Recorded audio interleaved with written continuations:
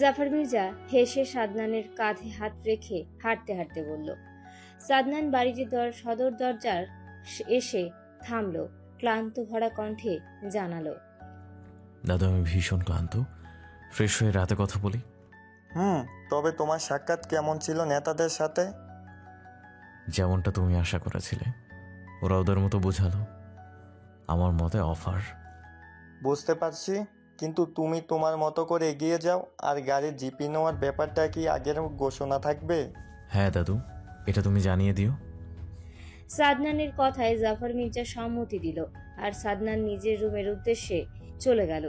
Nomination পাওয়ার পর Sadnan vote হওয়ার আগে পর্যন্ত কোনো ড্রাইভারের থেকে টাকা নিতে না করেছে। এতে ড্রাইভাররা ভীষণ খুশি। তার কারণ রোজ ইনকাম কত হয় একজন ড্রাইভারের, তার মধ্যে যদি চাঁদা দিতে হয় তো তাদের থাকে কি। এটা নিয়ে আগের এমপির কাছে অনেকবার দরখাস্ত করেও কোনো লাভ হয়নি, আর সাদনান নমিনেশন পাওয়ার পর সেটা উঠিয়ে দিয়েছে। বলা যেতে পারে ড্রাইভার আর ফুটপাতের দোকানদারদের সাথে গরিব মানুষের জন্য আজ সাদনান এখানে। সাদনান রুমে এসে ঘড়ি খুলে ড্রেসিং টেবিলের উপর রাখে। প্রিয়তা রুমে নেই, নিশ্চয়ই রান্নাঘরে না, কারণ রান্নাঘরে থাকলে দেখতে পেত রান্নাঘরে কাজের লোক আর সুফিয়া বেগম ছিল। প্রিয়তা হয়তো দাদির ঘরে, নয়তো সারা মাইশার সাথে। সাদনান গায়ের পাঞ্জাবিটা খুলে ফোন হাতে মাইশাকে মেসেজ দেয়, অতঃপর টাওয়াল নিয়ে ওয়াশরুমে চলে যায়। প্রিয়তা মাইশার পাশে শুয়েছিল আর ওর ওপাশে সারা। ওরা গল্প করছিল। এর মধ্যে হঠাৎ মাইশা প্রিয়তাকে বলল, ভাইয়া এসেছে, তুমি রুমে যাও। প্রিয়তা একটু লজ্জা পেলে, তবে সেটা ধামাচাপা দিয়ে মাইশাকে বলল, তোমাকে কতবার বলেছি আমাকে আগের মতো তুই করে বলবে। আরে বাবা, ঝগড়া পরে করিস, এখন রুমে যা। মাইশা কথাটা বলতে বলতে প্রিয়তাকে শোয়া থেকে উঠিয়ে রুম থেকে বের করে দিল। সাথে সারাও সাহায্য করে। প্রিয়তা রুমে এসে কাউকে দেখতে পায় না, কিন্তু সোফায় সাদনানের পাঞ্জাবি দেখে বুঝতে পারে সাদনান সত্যি এসেছে। প্রিয়তা এগিয়ে সেটা হাতে নিয়ে শ্বাস টেনে নেয়, অতঃপর সেটা ভাঁজ করে রাখে। সাদনান ওয়াশরুম থেকে বেরিয়ে এসে প্রিয়তাকে দেখলো দরজায় বুয়ার হাত থেকে কফির মগ নিচ্ছে। সাদনান শুধু একটা টাওয়াল পরে আছে আর এক হাত কোমরে রেখে অন্য হাত দিয়ে মাথার চুল ঝাঁকিয়ে পানি সরানোর চেষ্টা করছে। প্রিয়তা এগিয়ে এসে সাদনানের হাতে কফির মগটা দিয়ে ব্যালকনিতে চলে গেল। ফিরে এলো হাতে আর একটা টাওয়াল নিয়ে। সাদনান ততক্ষণে সোফায় বসে আছে। প্রিয়তা এগিয়ে এসে সাদনানের পেছনে দাঁড়িয়ে চুলগুলো মুছতে লাগলো। সাদনান একবার আর চোখে পেছনে তাকিয়ে আদেশের স্বরে বলল, সামনে দিয়ে এসো। প্রিয়তা শুনল, বাধ্য মেয়ের মতো সামনে দিয়ে এলো। সাদনান প্রিয়তাকে টেনে নিজের কোলে বসিয়ে দিল, গলায় মুখ গুজে লম্বা শ্বাস টানে। প্রিয়তা কেঁপে উঠল। সাদনান বিরক্ত হলো, ভ্রু কুঁচকে বলল, খাবার শেষ, তাড়াতাড়ি রুমে চলে আসবে, মনে থাকবে। প্রিয়তা মাথা নাড়ে, আবারও চুল মুছতে শুরু করে। সাদনানের কফি শেষ, উঠে গিয়ে একটা ট্রাউজার আর সাদা টি শার্ট পরে নিল। প্রিয়তা ততক্ষণে নিচে চলে গিয়েছে। সাদনানও কাপড় পরে নিচে চলে আসে। লিভিং রুমে সবাই বসে আছে। রাহাত, মজিফুর মির্জাও আছে। হয়তো তার আসার পরপরই ওনারা এসেছে। সাদনান সহ এসে দাদার পাশে বসে পড়ে। সবাই টুকটাক সাদনানের আজকের ঘটনা জিজ্ঞেস করছে, কেমন কাটলো দিন, সাথে খুব সাবধানের সহিত থাকতে হবে, এটা সেটা। বাপ, চাচা, দাদা সবাই উপদেশ দিচ্ছে। যদিও সাদনানের জ্ঞান সম্পর্কে তারা অবগত, তবুও বড় হিসেবে তাদের কিছু উপদেশ দিতে হয়। তাদের কথার মাঝে জাফর মির্জা ওয়াসিফ দেওয়ানের বলা কথা জানায়, তিনি মাইশাকে ওনার ছেলের জন্য চান। মাইশা সারা পাশাপাশি দাঁড়িয়ে আছে। আম্বিয়া মির্জার পেছনে কথাটা শোনা মাত্রই মাইশা সারার হাত চেপে ধরে। সারা আশ্বাস দেয়, ইশারায় বোঝায় ভাইয়া আছে তো, কিন্তু সারা হয়তো জানে না এই পরিস্থিতিটা ঘুরে ফিরে ওর উপরে আসবে। এরই মধ্যে মজিফুর মির্জা সাদনানের দিকে তাকিয়ে আমতা আমতা করে বলে উঠল, কিন্তু শফিক ভাই তো আনোয়ারের জন্য বলেছিল। কথা দিয়ে ফেলেছো? তেমন না দাদু, উনি অনেক আগে আবদার করেছে, তাই আর কি। সাদনান ফোড়ন কেটে বলে ওঠে, জাফর মির্জা একবার সারার দিকে তাকালো। এর মধ্যে খাবারের জন্য ডাক পড়ে, তাই সবাই চলে যায়। শুধু সাদনান, মজিফুর মির্জা, আজম মির্জা বসে আছে। জাফর মির্জা কিছু বলবে সেই আশায়। আমি ওয়াসিফ দোয়ানের সাথে কথা বলবো। সবাই সাই জানালো। অতঃপর তারাও ডাইনিং টেবিলে চলে গেল। জাফর মির্জা ভাবছে সারার জন্য বলবে। যদি রাজি হয় সম্বন্ধটা ভালো, হাতছাড়া করা যাবে না। তবে তার মন বলছে রাজি হবে, কারণ মাইশার থেকে সারা একটু লম্বা, সাথে চেহারাও ভালো। তবে মাইশার থেকে গায়ের রংটা সামান্য কালচে। সাদনান ফোনে কারোর সাথে কথা বলছে। প্রিয়তা তখন রুমে এলো। আজ কফি আনেনি, মূলত সাদনান নিজেই না করেছে আনতে। প্রিয়তা রুমে এসে সাদনানের দিকে এক পলক তাকিয়ে ওয়াশরুমে চলে গেল। সাদনান নিজেও তাকালো। প্রিয়তা ওয়াশরুম থেকে বেরিয়ে আসতেই সাদনান বলল, চলো। কোথায় যাব? হ্যাঁ, চলোই না। সাদনান প্রিয়তার গায়ে একটা চাদর জড়িয়ে দিয়ে হাত ধরে রুম থেকে বেরিয়ে এলো। লিভিং রুম তখন একদম ফাঁকা। রাত 10টা বাজতে চলে। সবাই যে যার রুমে। রান্নাঘরে একজন বুয়া ছিল। সাদনান ওনাকে ডেকে বলল ঘুমিয়ে পড়তে। ওরা এক্সট্রা চাবি দিয়ে বাড়িতে প্রবেশ করতে পারবে। অতঃপর ওরা বেরিয়ে পড়ে। সাদনান দারোয়ানের হাতে গাড়ির চাবি দিয়ে দিল। এতে প্রিয়তার মনটা একটু খারাপ হলো। সাদনান বউয়ের মন খারাপের কারণ বুঝতে পারে, কিন্তু পাত্তা দেয় না। এখন সে আর আগের মতো সাধারণ নয়। সে না মানলেও এটাই সত্যি। সেখানে নিজের সিকিউরিটি ছাড়া বাইক নিয়ে বেরোনোটা মোটেও অশোভনীয় নয়। আপনার বোঝার ভুল হয়েছে মির্জা সাহেব। আমি প্রথমে আপনার ছোট নাতিনির কথাই বলেছি। জাফর মির্জা চায়ের কাপটা মুখের সামনে ধরেছিল সবেমাত্র, কিন্তু ওয়াসিফ দেওয়ানের ফোনের ওপাশে হতে বলা কথাটা শোনা মাত্রই তিনি অবাক হয়ে গেল। চা মুখে নেবার কথা ভুলেই গেল।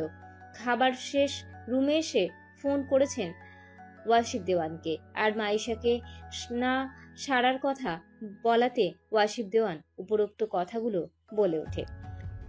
সারার কথা? জাফর মির্জা বিস্ময় নিয়ে প্রশ্ন করে। ওয়াসিফ দেওয়ান খুব স্বাভাবিকভাবেই জবাবে বলে ওঠে, হ্যাঁ, আপনার বড় নাতিনকে কে না তো। জাফর মির্জা সহসা কিছু বলতে পারে না। তবে তিনি জানান বড় বোনের বিয়ে না দিয়ে তো আর ছোট বোনকে দেওয়া যাবে না। তাছাড়া বাড়ির সদস্যদের সাথে তো কথা বলতে হবে। তাই তিনি আশ্বাস দিলেন মাইশার একটা ব্যবস্থা হয়ে গেলেই তিনি সারার বিষয়ে কথা বলবে। জাফর মির্জার সাথে কথাটা শেষ তিনি তাদের রুমের পাশে বড় গেস্ট রুমটা থেকে বেরিয়ে নিজের রুমের দিকে পা বাড়াতেই দেখলো কাজের মহিলাটা সদর দরজা আটকাচ্ছে। তিনি চায়ের কাপটা দেওয়ার জন্য বুয়াকে ডাকতেই মহিলাটি এগিয়ে এসে খালি চায়ের কাপটা হাতে নিয়ে চলে যেতে নিলে তিনি আবারও ডেকে জিজ্ঞেস করলো, এত রাতে দরজা বন্ধ করলে যে? কেউ বাইরে গেছে? বুয়া একটু চমকালো। তবে সত্যিটা বললে জাফর মির্জা কিছু বলবে না, তাই তিনি মাথা নুয়ে জানালো, ছোট সাহেব বৌমনিরে নিয়ে বাইরে গিয়েছে। কাজের মহিলা কথা শেষ করে চলে গেল। জাফর মির্জা রুমে যাওয়ার জন্য পেছনে ফিরে দেখলো আম্বিয়া মির্জা দরজায় দাঁড়িয়ে আছে। তিনি ভাবলেন হয়তো ওনার দেরি হয়েছে, তাই এসেছে। বইয়ের দিকে এগিয়ে পড়ল। তুমি আসতে গেলে কেন? পা ব্যথা নিয়ে? আমি তো যাচ্ছিলাম। আম্বিয়া মির্জা কিছু বলল না, আগে আগে রুমে চলে গেল। পেছনে পেছনে জাফর মির্জাও যায়। সাদনান ড্রাইভিং করছে। প্রিয়তা পাশে বসে আছে। এক হাত কোলের উপর, আরেকটা হাত সাদনানের হাতের উপর ধরে রেখেছে। বউকে সময় দেওয়া হয় না, আর অনেকদিন তো হয়, শুধু রাতেই একটু কাছে পায়। এতদিন দিতেও পারেনি, দৌড়োদৌড়ির কাজের চাপের জন্য। আর কাল হয়তো রাত দিন কোনোটাই দিতে পারবে না। তাই আজ সারা রাত বউকে দেবে। রাতের শহর ঘুরবে তারা। সাদনান বাড়ি থেকে সোজা প্রিয়তাদের স্কুলের পাশে দক্ষিণ দিকের চায়ের দোকানের সামনে থামায়। সাদনান প্রিয়তাকে গাড়িতে বসতে বলে নিজে গাড়ি থেকে বের হয়ে দোকানের কাছে গিয়ে দোকানদারকে 2টা চা দিতে বলে। এখানে আরো 2-3টা কাপল ভার্সিটির কিছু ছাত্রছাত্রী আছে। সাদনান গাড়ি থেকে নামার আগেই একটা কালো মাস্ক পরে নিয়েছে, তাই তাকে কেউ চিনতে পারেনি। কিন্তু এই দোকানে সাদনান, আয়ান, রাহাত মাঝে মধ্যে চা খেতে আসে। এটা তাদের সেই স্কুল লাইফ থেকে শুরু করে ভার্সিটি পর্যন্ত চলছে নিয়ম করে, কিন্তু এখন আর তেমন আশা হয় না, মাঝে মধ্যে আসা হয়। তাই সাদনানকে চিনতে দোকানদারের ভুল হয় না। তিনি অবাক হয়ে আস্তে করে জিজ্ঞেস করে উঠল। ছোট মির্জা।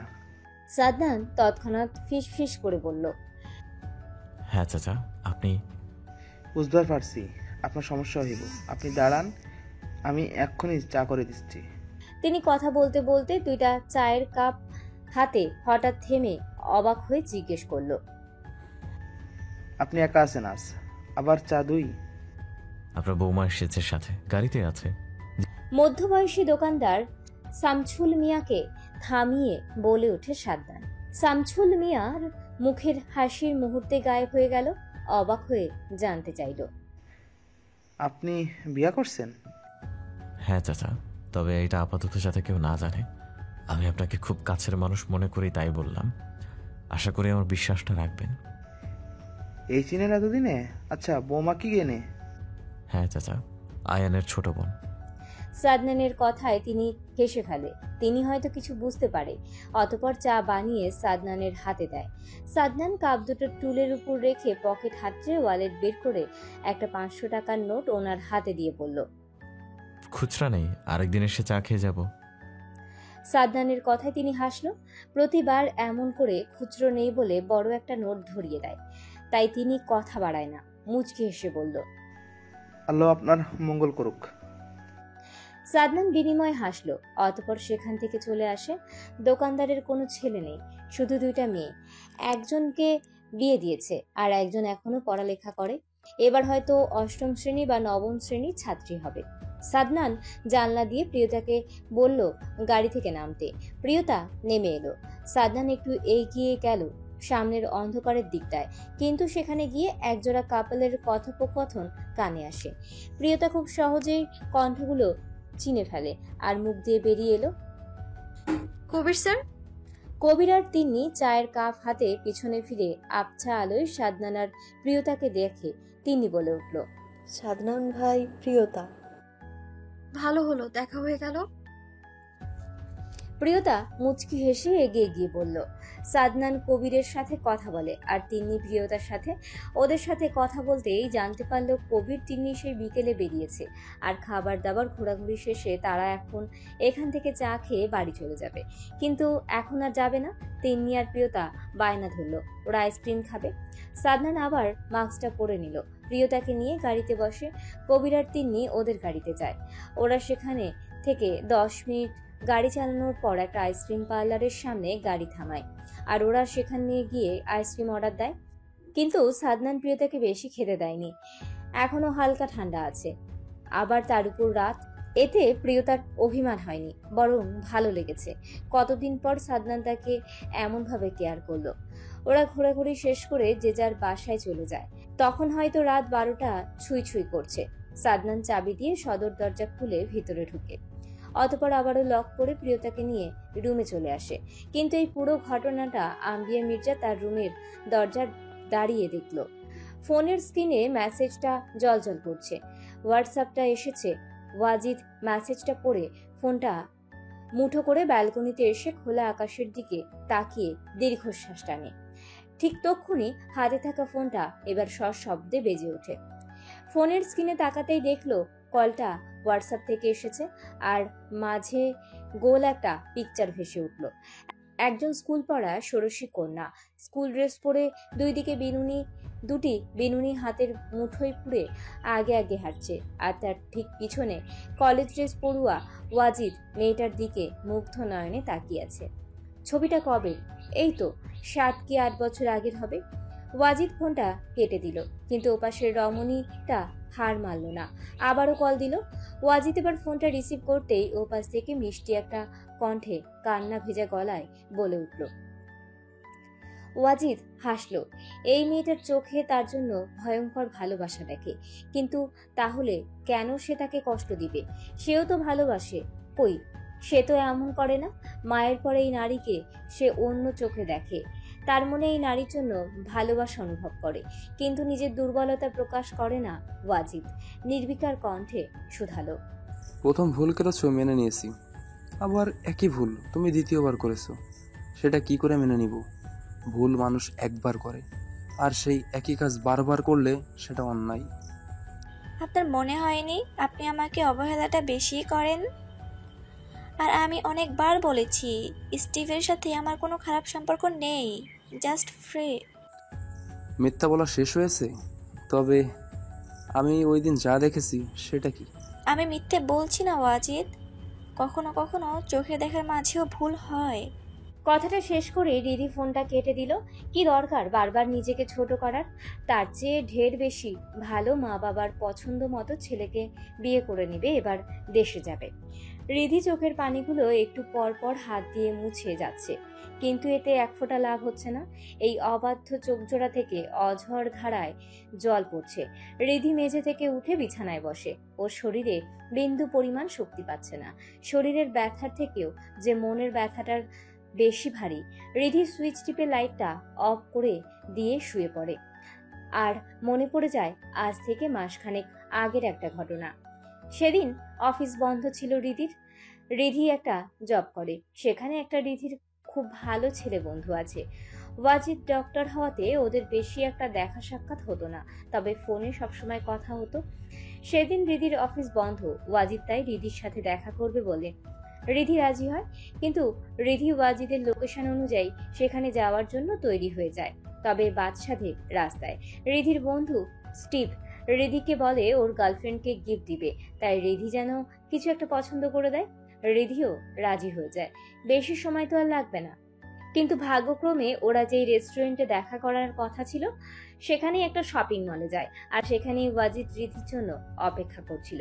কিন্তু রিধি ওয়াজিদকে দেখেনি, ওয়াজিদ ঠিকই রিধিকে দেখেছিল, আর ওয়াজিদ ভেবেছে রিধি তাকে ঠকাচ্ছে। তাই সেদিন রিধির সাথে প্রচন্ড ঝগড়া করে, তবে রিধিকে কিছু বলতে দেয় না। আর না রিধির কোনো কথা ওয়াজিদ শুনেছে। শুনবে কি করে? রিধি যে সত্যি আরো একবার দেশে থাকাকালীন অবস্থায় এমন একটা ঘটনা করেছিল। এবারের ঘটনা মিথ্যে হলেও সেবারের ঘটনা সত্যি ছিল, আর সেবারের সত্যি কি ওয়াজিদ কোনোদিনও জানতে চাইবে? এদিকে ওয়াজিদ এক দৃষ্টিতে তাকিয়ে আছে রিধির ছবির দিকে। এটা ইতালির একটা রেস্টুরেন্ট, যেখানে রিধি শাড়ি পরে একটা দোলনায় বসে আছে, আর ওয়াজিদ পাশে বসে রিধির দিকে তাকিয়ে আছে। ছবিটা ক্লিক করেছে ওয়াজিদের সেখানকার এক ফ্রেন্ড। ছবিটা 6-7 মাস আগের হবে। তখন তো সেসব পুরনো স্মৃতি ভুলে আবারও নতুন করে বাঁচতে চেয়েছিল। তবে কেন রিধি সেই একই কাজ আবারও করলো?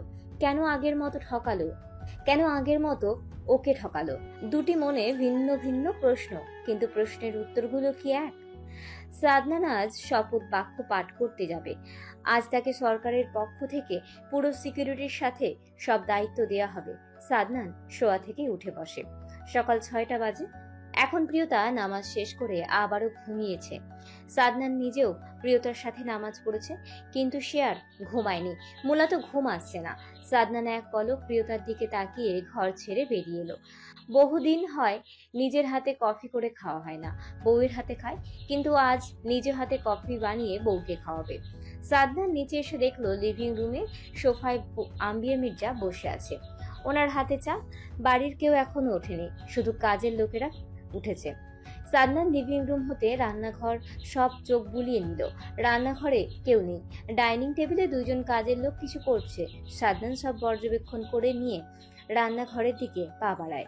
দাদু ভাই, কোথাও যাচ্ছ? কফি লাগবে? তুমি বসো, আমি কাউকে বলছি। আম্বিয়া মির্জা সাদনানকে দেখে বলে ওঠে। সাদনান মুচকি হেসে মাথা নেড়ে বলল, না দাদি, কাউকে বলতে হবে না, আমি করে নিচ্ছি। আম্বিয়া মির্জা আর কিছু বলে না। এটা নতুন নয়। সাদনান আগে প্রায়শই নিজের কাজ নিজে করে। পড়ালেখার সুবাদে বাড়ির বাইরে থেকেছে। নিজের রান্নাবান্না, কাপড় ধোয়া, আর সেই থেকে নিজের কাজটাও নিজে করে। তিনি চায়ে চুমুক বসায়। সাদনান মিনিট 5 পর ফিরে এলো, হাতে 2টা কফির মগ। আম্বিয়া মির্জা যা দেখে ভ্রু কুঁচকে নিলেন। তিনি কফি খায় না, তবে নাতি কার জন্য কফি বানিয়েছে। তিনি কিছু বলবে তার আগেই সাদনান কফি নিয়ে উপরে উঠে নিজের রুমে চলে আসে। প্রিয়তা তখন সবে মাত্র ঘুম থেকে উঠে বসেছে। গায়ে সাদা একটা কুর্তি, ওড়না পাশেই রাখা, চুলগুলো হালকা ভেজা। প্রিয়তা আর মোড়া ভেঙে উঠে ঘড়ির দিকে তাকায়। 6:30 বাজে। এখন নিচে যেতে হবে, নয়তো দাদি আবার কি করে বসে আল্লাহই মালুম। প্রিয়তা গায়ে ওড়না জড়াতে যাবে, ঠিক তখনই একটা গম্ভীর কণ্ঠ ভেসে এলো। ওড়না পড়তে হবে না, শাড়ি পরার কথা ছিল। রাতে পরেছিলাম, আর এখন তো বাইরে যেতে হবে। আপনি নিজে তো না করেছেন বাইরে শাড়ি পরে না